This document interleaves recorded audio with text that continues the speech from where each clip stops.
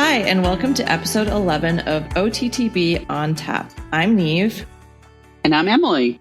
Hey, Niamh, what's on tap today? Today, we're going to be talking about my very first off-the-track thoroughbred and all of the things I did wrong and a few things I did right. But before we get to that, I just wanted to jump in and give After the Races a little shout out here. Since our podcast episode last week, they have raised at least another $100,000 for their Save the Farm campaign and climbing. So we're really wishing good things for those guys. And in other exciting numbers news, we are close to 2,000 downloads as of our last episode. So we're really excited that many people are following along and enjoying our stories. And yeah, we just want to keep those numbers going. So yeah, and thanks to all our listeners. This has been a very exciting endeavor. So anyway, you mentioned that this episode is going to be your first OTTB, talking about him and all the things you did wrong.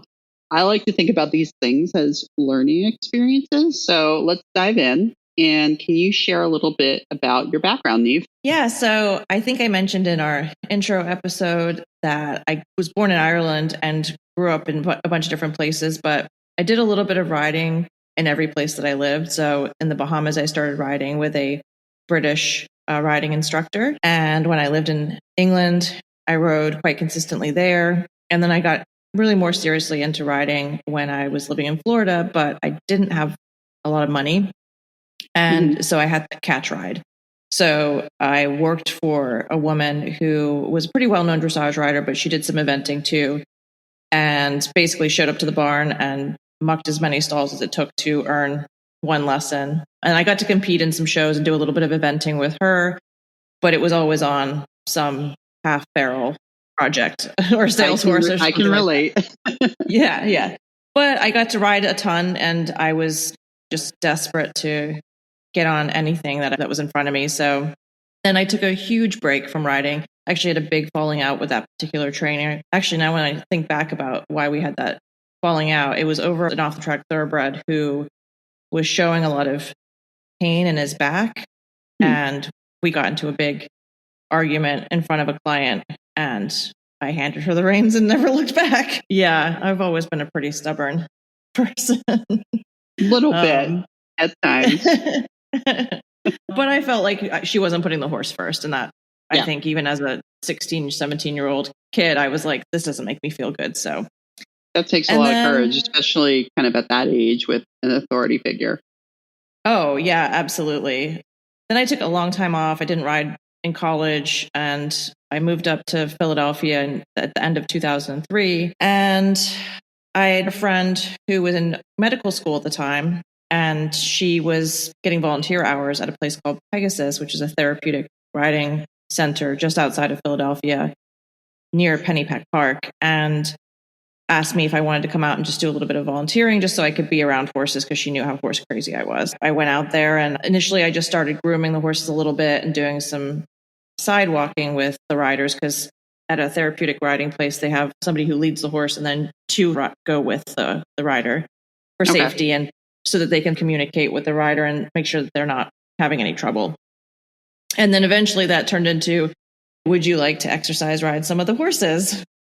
And of course, I was desperate to ride. So we would take these horses out into Pennypack Park where there's dirt bikers and people hiking and all sorts of stuff going on. And we just let the horses blow off some steam because the farm itself was only like 7 acres. And so the horses didn't have much turnout, but they had really serious jobs. And it was great fun. The next thing you know, I was starting to look for a trainer. I was thinking maybe I should start taking lessons again. And I found a trainer in South Jersey that was pretty close to Philadelphia and started lessoning with her and getting my sea legs back a little bit. And then she had a really cool homebred who had been started several times, but she was, and so she asked if I wanted to take her on as a project. Of course, I jumped at the chance and worked with her and learned a lot from her. And it wasn't too far into that experience that we must have met. Yeah, I was going to say, I think we met right around that time when you were leasing that mare. Yeah, so she ended up not being rideable due to a bunch of issues. She ended up being quite dangerous, never with me, but with other riders. And so I was then horseless again, and I met a friend in Philly, and she had a friend that wanted to lease out her, I think he was 10 years old at the time, off the track thoroughbred just outside the city. And so I started leasing him. He was pretty cool. He was a war horse. And Oh, wow. yeah. And then I think I just started to really think about how I was going to acquire my first horse. I mean, I should say at this point, this was all such a pipe dream. I was literally taking the bus from Center City to the farm, riding, and then taking the bus home. So I just really wanted all that to happen for me, you know? Yeah, for sure. And I think something that we can talk about as we go through this episode is where we both were living and then where we ended up actually keeping our horses and commute that we endured on a daily basis, individually and together at times. Really, like, if you live in a major city, like, it can be done, but you really do have to travel kind of outside of the suburbs directly around it if you're going to find anything worthwhile in terms of turnout, areas to ride, things like that. So it's definitely a challenge. And so we connected, right? And for those of you that haven't heard our intro episode, it is a bit of a funny story and worth a listen. So go back to episode 1. You can find out how we met, how Niamh loves wearing horsey attire and then gets very embarrassed about it. But anyway, as I said, we were both living in Philly. I, at this time, had taken a long break, gone to school, started a career, and I was also still bartending at the time. And I'd gotten back into horses. I'd bought 2 off-track thoroughbreds because they're like potato chips. And I had them to bring along, and one of which I thought I was going to keep, and the other one was a sales project that I co-owned with a friend. So that's sort of where our kind of story started there. Niamh, do you want to talk a little bit about coming out to see those first 2 horses of mine, Jack and Charlie? Yeah, so I used to keep a blog when I had my first horse, and I think blogs were like the original podcast in some ways. Yeah. But so I was reading back through it a little bit today, and a lot of really cool memories popped up. But to say that I was a fangirl of Emily's was a total understatement. So ridiculous. But anyways. I need to see this. I thought I'd read your blog, but I don't know. Maybe there's parts blocked out or you prevented me from seeing it. Right. I put privacy settings on them. But one day I was like going on about how much I really wanted to ride and I didn't have any really opportunities. And then that same day, Emily had emailed me and said, why don't you come out and meet Jack and Charlie? And of course, I was so excited to go do that. And was that the time you rode Charlie? Yeah. Okay. Yeah. The first time was when you were in the place that was like north of Philadelphia, and I rode Charlie, who tried to buck me off. Right. Like, and literally, this horse had never put a foot wrong. He was like the quietest, most saintly 4-year-old off-track thoroughbred, like literally. And I went to go put my other horse away, and we were going to go over to the cross-country field across the street. And I come back, and Niamh's off of Charlie, standing on the ground. And I'm like looking at her. I'm like, what's going on? She was like, he was bucking. I was like, there's no way this horse was bucking. He never bucked before or since. Like one of those stories. Like they've never done that before, but you know. Yeah. I guess he didn't want his friend leaving. We had never done that before either. I think that was maybe what the situation was because it was right after that. Yeah. So I came out to meet them, rode them, and we had a good time. And then it wasn't that long after that you got a job working for an off-the-track reseller. And I think I came out and rode Jack down at her farm. And you let me jump him around a little bit. And he was really, really cool. And all it did was just make me want a horse of my own that much more. So, yeah, I feel like you rode some of the sale horses that were there. But anyway, we kind of continued this like trajectory of like, hey, come ride my horses. And obviously, we always had a really good time together as well. And I think around this time, I branched out on my own, rented a barn in Cochranville. And actually, for those of you who have been listening along, our episode number 9 with Emily Dino Salvaggio, she was actually part of that barn that we rented together. And that is where Niamh meets her first horse. In your recollection, How did you come to sit on the horse that ended up being your first off-track thoroughbred? I think once you had settled into that farm, you told me that you had this nice horse. Did I want to come out and ride him? In fact, when I read through the blog, I didn't even blog about riding him the first time. It wasn't until I wrote him the second and third times that I like referred back and said, oh, and I got to ride him last week. But I came out and rode him, and he was just this. I can't wait to share the before and after pictures of this horse, because he is just such a testimony to knowing what a horse looks like in its raw parts and understanding that it's going to turn out to be something pretty special. But I would say he was definitely an ugly duckling at that stage. Mm-hmm. But he was chestnut. He had a big blaze. He was cute as a button, very sweet. And I have to give Emily a lot of credit, because I have had a lot of experience riding off-track thoroughbreds. And I think for whatever reason, I've been lucky enough to have trainers that saw something in me that they knew would be good for off-track thoroughbreds. And I think that is a certain type of skill set or softness or feel. I'm not really sure what exactly, but something that connects with them. And so I give you a lot of credit for just being like, come ride my off-the-track thoroughbreds, and trusting that I wasn't going to do anything detrimental to them. Well, but yeah, I give you a lot of credit, because then I called you up and I was like, I think I had to go to like my nephew's like christening or something like that at a family event. But I really wanted him to get out to a paper chase. And I think this was probably going to be his third or fourth post-track ride. And I don't know if I emailed or texted or what. And I asked you if you would take him on a paper chase. And I was just like, okay. Yeah. So Emily wasn't going to be there. I was going to go with her friend, who was a new friend to me at the time, the other Emily. And I was like a kid on Christmas. I was like, I can't wait. So excited.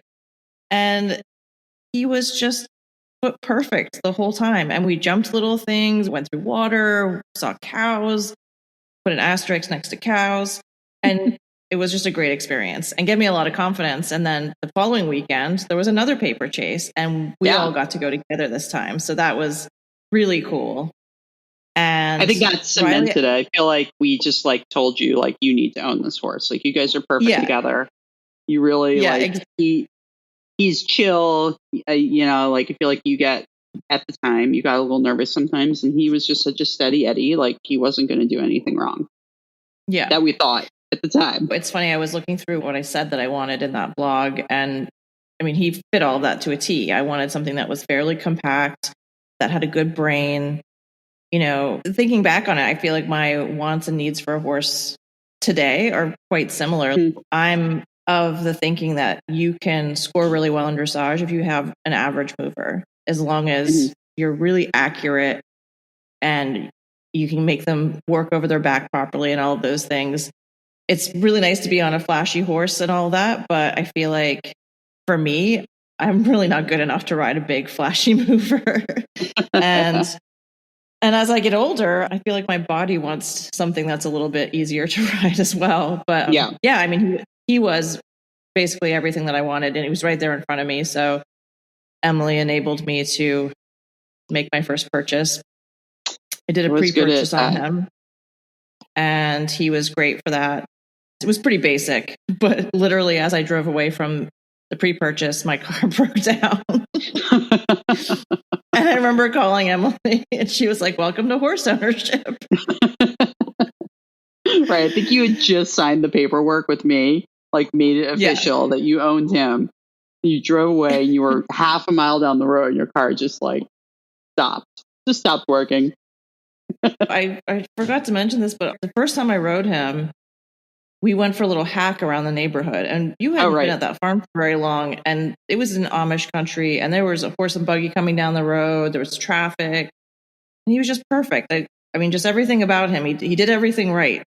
And in fact, you gave me a lead on my more experienced horse to get past the buggy and the trucks and all of that stuff. And this horse had a couple of rides, and he just was always that like steady Eddie. He was always bebopping along. Own music. And then he was also really nicely bred. He was by Golden Missile, who's by APND, which adds to the trainability aspect of the horse. Tend to be pretty nice horses. And then the bottom line was he was out of an arch mare. I think a lot of people seek those horses for sport horse careers. So yeah, breeding didn't hurt for sure. So that's a lot of like good qualities about him. You know, he really matched what was your criteria. You liked his pedigree, you liked his temperament. He seemed like he was a good enough mover at that point. Mm-hmm. What are some things that you now know that maybe you should have paid closer attention to when purchasing a horse for yourself? Well, the biggest one was his feet. And I can talk about thoroughbred feet in a very positive way. He was unfortunately just an example of basically all of the stereotypes about thoroughbred feet kind of rolled into one. You know, he didn't have great hoof balls. He had very flat feet. He had very thin soles. He had underrun heels, long toes. He was not stoic at all. So reading back through the first 6 to 9 months that I had him, I probably rode him a couple of times, honestly, because he was just either crippled from his feet or losing shoes. And initially, this was a big one. I didn't know it at the time, but the farrier that we had been using, I don't think had a ton of experience with off-the-track thoroughbreds at the time. And that definitely hindered the process more than helped it, until I got a farrier that was really willing to take the whole picture and sit down with me and go through a long-term plan with him, which is what we ended up doing. I did end up eventually bringing him in and getting x-rays of his feet because the farrier wanted to understand what was going on structurally. And that gave him a starting point for, okay, now we can really come up with a plan when we're going to get him sound for you and comfortable. You know, the crazy thing is, while I didn't have him that long, I must have had him in that, if you want to call it grace period or something with his feet, where these issues had not presented themselves yet. His feet had been fine. I mean, they were the wrong shape, right? They were typical long toe, low heel. We knew that his ankles needed to be changed. But I feel like it was another like welcome to horse ownership experience for you, where it was like, I bought this horse and now I can't even ride it. And then when you do get to ride it, it pulls a shoe. Right. And then usually doesn't pull it all the way off. And usually, like, you know, there's no tools. We certainly beefed up our toolkit.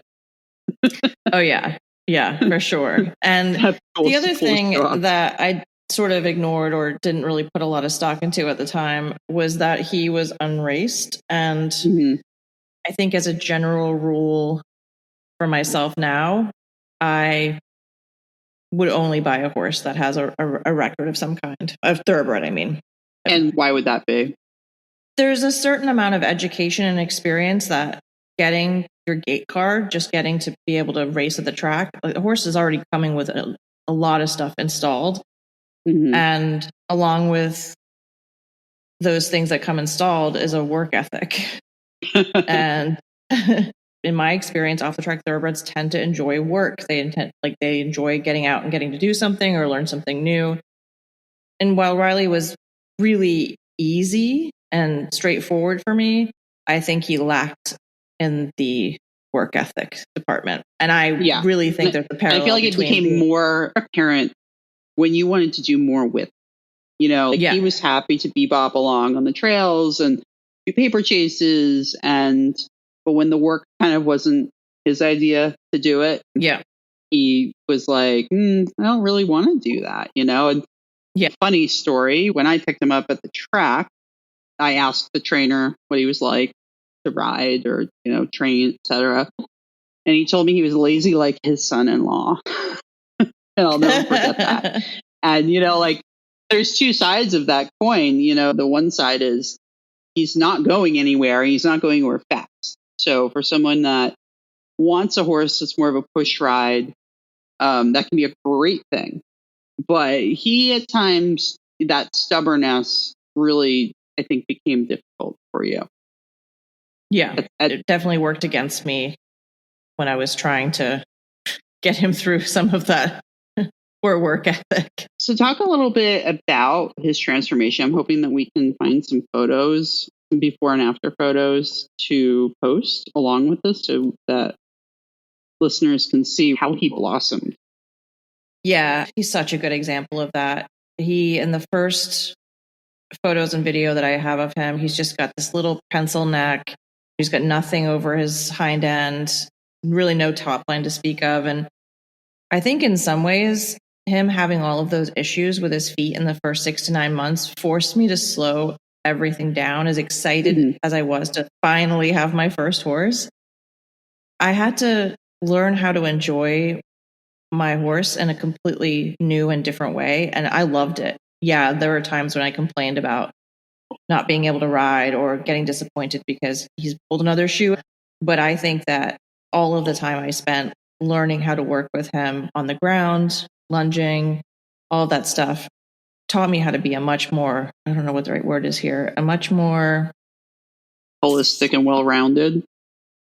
Yeah, I was able to appreciate him in a different kind of way. And I think I've always been someone who really enjoys learning, and that whole process, at least the first year for sure, was about me just doing as much research on my own, working with my farrier. And I think that there's so much value to that in the long run. I know you developed a really strong relationship with the farrier we were using at the time. And I think it was a challenge for him to figure out not only Riley's feet, but all of the off-track thoroughbred feet that we threw at him. But he really persevered and also wanted to learn and really wanted to make a difference. And that is such a difference to have a really good farrier like that really wants to find the answer. Yeah, I mean, because there were times where he'd sit down with me and he'd be like, listen, I can put glue-ons on this horse so you can ride him. But that would be the only reason I'd be doing this for you, would be so that you can ride him. He's like, or, we pull his shoes and we let his feet grow out and we give him supportive care in the meantime. And that's eventually the thing that we had the most success with over time. So it was we learned a lot about hoof boots. A lot about hoof boots, which they are awesome. And then so about his transformation, though, all of that slow work that I did with him developed a really nice top line over him, even without me being in the saddle. I mean, there are ways that you can really influence them and their shape and their top line without riding them. And once he had that top line, even with time off, he never lost it. He always looked really good. Like in the middle of winter, I'd give him about a month off or so, and he always looked really incredible. But when he filled into his body, boy, did he look like a sport horse. Yes. I mean, I have some images of him in my mind where, his coat was glowing. Everything looked great.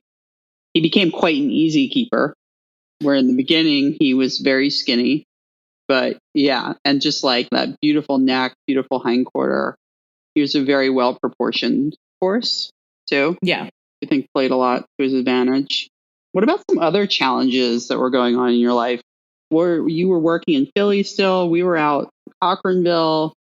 For those that don't know, that's like a minimum of an hour and 15 minutes drive each way. Yeah, I mean, I was working 9 to 5 in Philly, so often I would get up at 30. Wow. Drive out there, ride, watch the sunrise come up, race back to my place, get a shower, and get to my place in downtown Philly for work.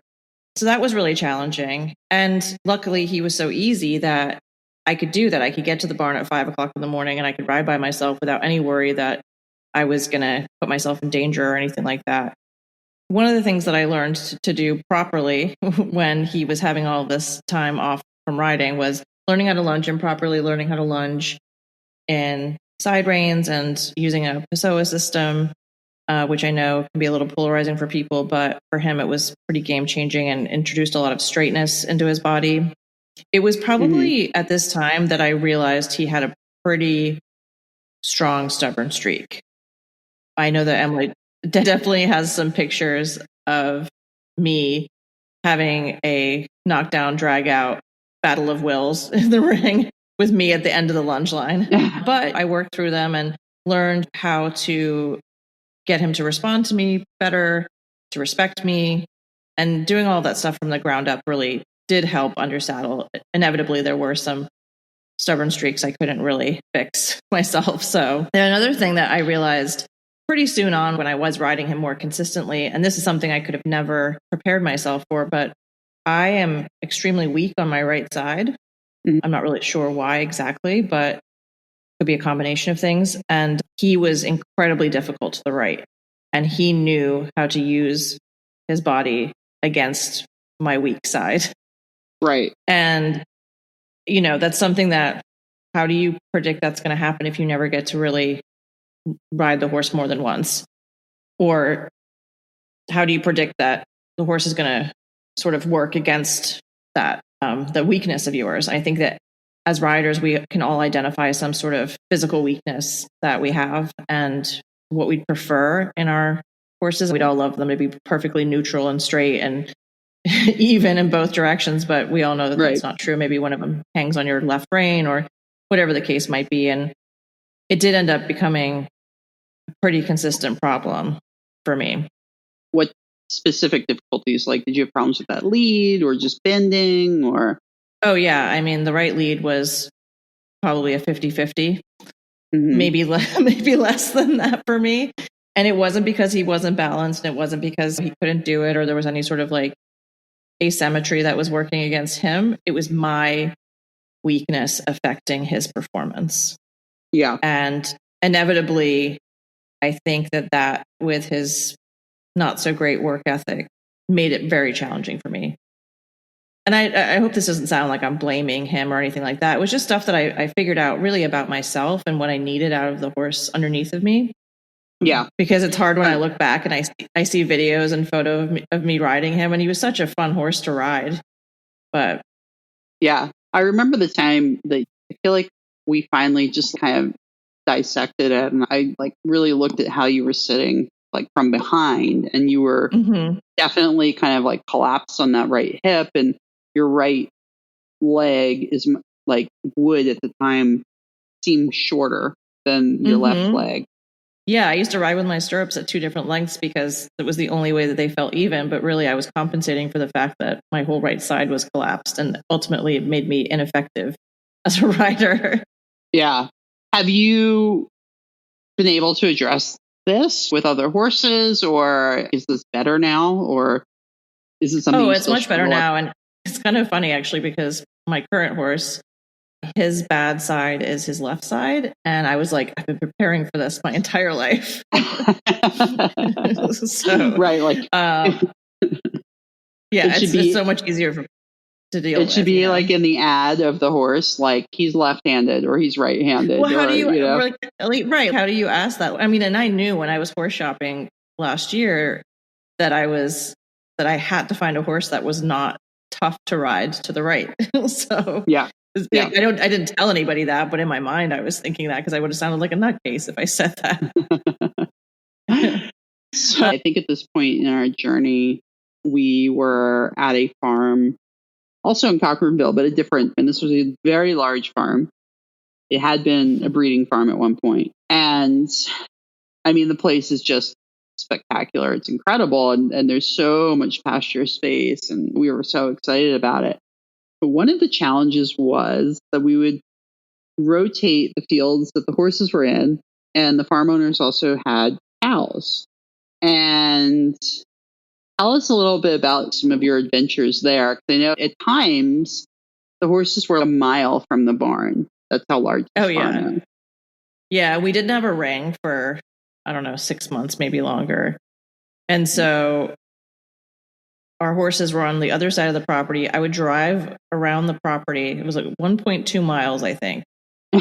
And I actually think honestly. And I would drive my tack around. I'd catch him at his field and tie him to the fence, tack him up, and then ride him back to the barn to ride in like this little hilly patch of grass. Eventually it became a ring, which was really nice, but we still kind of had to do that, which was challenging. And then ultimately we'd have to go past the cows, which he lived next door to and adjacent to his entire time there. But every once in a while, this is where I started to learn that he had a little bit of a maneuver in him, which was a duck, drop his shoulder, and spin 180 degrees. And he could do it lightning fast. And to the point where one time I was walking up by the cows and I was taking a photo, of course, and he spun out from underneath me so fast I landed on my feet with the reins in my hands like a cartoon. And so it was keeping me on my toes. But yeah, that farm was a challenge. I don't know. Again, I think that hard-grained, I just want to ride no matter what, really has pushed me through some of the times that, you look around and everyone's got their manicured rings and they're indoors and this and that. And then, boy, we just really wanted it so much, Yeah. Yeah. I remember even going to a paper chase, and one of us ponied. We didn't have a trailer either at the time. So we actually rode to the paper chase, but one of us, I think I ponied Riley off of the horse I was riding. Yeah. And you drove your car over with some chairs, a little cooler set up for us. And then actually, I think we were going to talk about this a little later, but might be a good time as we're talking about challenges. On that paper chase, you had a rather unique experience with this very oftentimes kind of like stubborn, I don't want to go type of horse, right? Emily and I have a lot of jokes about this, and this is still true to this day. My idea of I'm going really fast is not very fast. And on this particular day, everything was going well. We got to an area where it was in Runnymede Sanctuary, which is a beautiful piece of land in Chester County. It just goes for hundreds and hundreds of acres. And we decided to have a little bit of a hand gallop. And Emily and I are side by side. Everything's kind of going all right. I kind of move out in front. And then I don't know what happened, but I felt him grab the bit and take off. And it really caught me off guard. And I remember thinking to myself, I might be getting taken off with right now. And Emily just sees me just go into like a different gear ahead of her. And she's like, oh shit, she's getting taken off with right now. I was like, what's going on? This is so out of character. I don't even know what's going on. And I think I was like, are you getting run away with? And I'm just like, yeah. And I'm just like, circle. Luckily, I don't think he had a lot of stamina, because getting run off with in that location would have been really, really bad. He was like, I'll show you, lazy, and just take off. It was pretty funny, just because he was so not the type. But I mean, it goes to show you that no matter how well you know a horse, they can always kind of just pull some sort of maneuver where you're like, where did that come? And like, in reality, I don't think, like you said, I don't think he was going all that fast, but I'm sure it felt fast, especially when nothing happens when you pull back. Yeah, exactly. And that kind of like leads me to another point. I have a very quiet seat, like not a hot seat. Mm-hmm. And this is actually something that I would find to be kind of interesting about thoroughbreds, because I think that maybe that's why I really enjoy riding them and why I get along well with them, is that my seat does not transmit my nervous energy, which I have a lot of. Mm-hmm. And I think that's something that when you're buying a horse that you don't know very well, or you don't get a chance to ride, maybe you can't really predict exactly how you're going to like soften a horse or light a horse up. Like, I know a couple of people that have very hot seats, and they can get on the quietest, most dead horse ever, and then that horse is just like a stick of dynamite. Yeah, no, it's really interesting. And especially when we were having clients come out try horses, you never really know until they get on what's going to happen. Yeah.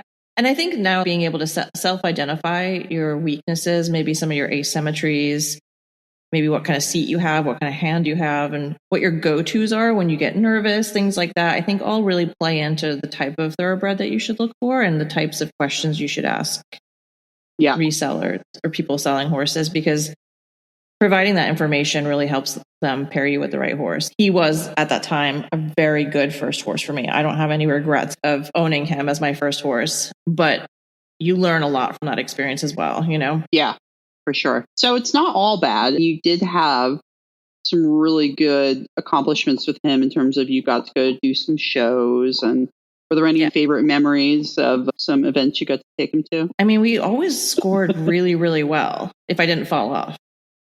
So as long as I could stay on for all three phases, we were going to get first or second. I mean, he was just one of those horses that he just put a really nice picture together and was pretty genuine, but in terms of taking care of me. But like you said, as the work got harder, as things got a little bit more challenging, is when that spin, drop shoulder, bolt maneuver started to really play in. And I never fell off of him at a show from him doing that, but I did fall off him at a show and get back on and finish. But it was just disheartening to have worked really, really hard and have gone through all of the trials and tribulations with him, only to go to a show and have him just not put his half of the effort in. And that's really all I ever want is for a horse to like meet me halfway. I feel like if we're prepared and we've done the work together, then there's no reason we can't go in there and try our best. And I know that was probably hard for you to watch as somebody who was coaching me. Yeah, I mean, for sure. Like I would be like, jumps, go into the woods. I'm sure the videos have some colorful language in the background, but I love the determination that you showed. You mentioned you fell off and got back on and continued. And we were at a starter trial. I think it was St. Augustine, maybe. Mm-hmm. And you fell off in show jumping. So it was dressage, then show jumping, and then cross country, the last phase. And I thought, oh, here we go. We're done for the day. All right, brace yourself. And this magical woman, I think she was like one of the jump judges, she ran out into the ring and just boosted you back on. She gave me a leg up. Nobody can give me a leg up.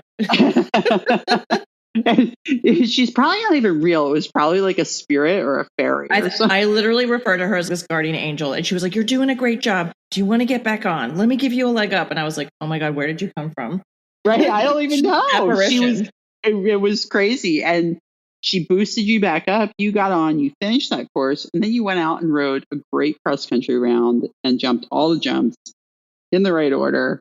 And I was very proud of you. Of course, I think you were probably eliminated for falling off, but the fact that you showed that determination was really, really great to see. And the fact that like you could get him to jump around. And I think the cross country course had something tricky on it that you had problems with the previous year and you got through those problems. So it was really cool to see.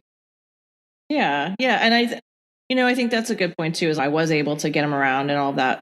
I think in the end, when it's your personal horse, you want it to feel a little bit more like you have got a more willing partner. I never took it personally when it was a sales horse or, a horse that we had in the barn. But for some reason, it always just stings a little bit more when you feel like your partner isn't showing up for you.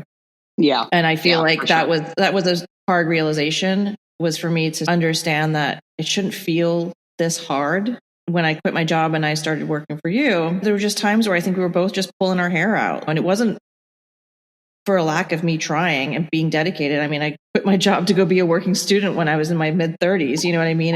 I was dedicated. But he was not going to lie for you. If you did not ride every single stride, he was going to tell on you. I think you were learning too at the time, for an example, from a coach's perspective. And I rode him quite a bit as well. And I really enjoyed riding him. Not that he was always perfect for me either. I think I still have a scar on my arm from maybe finding out about that spin maneuver that happened. And how it would just come out of anywhere. It just comes out of nowhere. Yeah. I do think that he picked up on little things that other horses wouldn't. Like, for instance, if you got tired or discouraged, you would let him come to a stop. And he was like, oh, awesome. He learned that if I would back off, at any sign of like, not danger or anything like that, but just that, even just the way that I would do my downward transitions. I've learned so much about that experience of if you don't commit to a downward transition as being a forward transition, your horse will inevitably learn how to just collapse and putter out into its downward transitions. And that is hardwired into my brain now because of you. Well, and because of him, I think, because you learned from those mistakes. Yeah. But he like really would stick that to you and be like, nah, let's stop. Oh yeah. And then I got to get him going. I mean, he was, for me, I would spend probably 90% of the time that I rode him trying to get him in front of my leg. And that was ridiculous. And what's funny about him is like what you're like 5'6" or 5'7". He was 16 hands? You would think that your leg would hang down further on him, but he was so big barreled. Right. I mean, it's actually funny if you look at the pictures from when I first tried him and then pictures from like just before I sold him. I look so much smaller. You look tiny on him. And then another funny thing that happened was, I think you were actually trying new saddles, and I wanted you to gallop to see how the saddle worked for you in your position. And we have a video that hopefully I'll get to share here. We have a video where I'm like, okay, we're going to go down the long side. Let's really gallop. Let's go. Let's gallop. And I'm like, come on, Riley, let's go. And I mean, I don't lengthen this stride like an inch or two, maybe. I don't know. And then, you get to the corner. I'm like, okay, now we're going to do it. Let's go. We're really going to go this time. Yeah. And I think he did even less. And I'm just like, okay. I think at the end of the video, I'm like, okay, whatever. You're like, this is just a lost cause. Oh my God. But anyway, I mean, you did learn a lot from him. I think we both did. And overall, like you said, we're not blaming the horse. He's a lovely horse. He ended up being a very, very nice mover. Oh, yeah. And like you said, scored so well in dressage. And he did like to jump. It was just, need a little extra encouragement. Yeah, absolutely. I think the other thing that I learned from that experience was that I kind of wanted to do everything myself because he was my first horse. And obviously I had help and everything like that. I was incredibly lucky to have two people managing a barn that were there for all the hand holding and answer all my stupid questions and teach me as much as they could.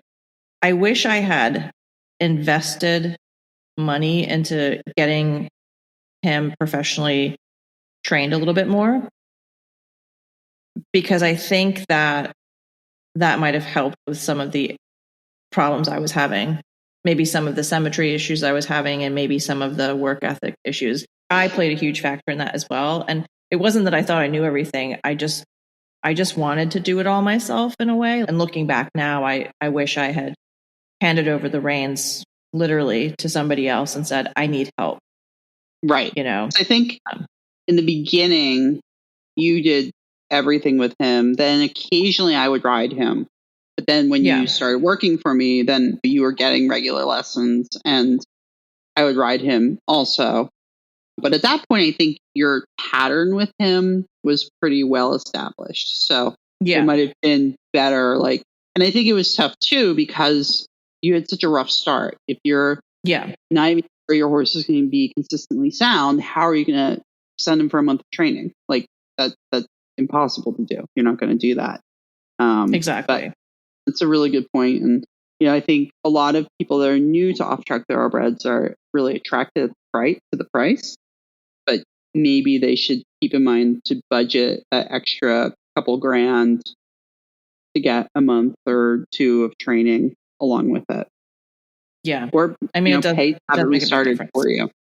Yeah, for sure. Yeah. No, that's true as well, because then you get more information about the horse. You know a little bit more about what it's like as a riding horse. And definitely some things when you look back, hindsight's 50-50 or is it 50-50, 20-20? Hindsight's 50.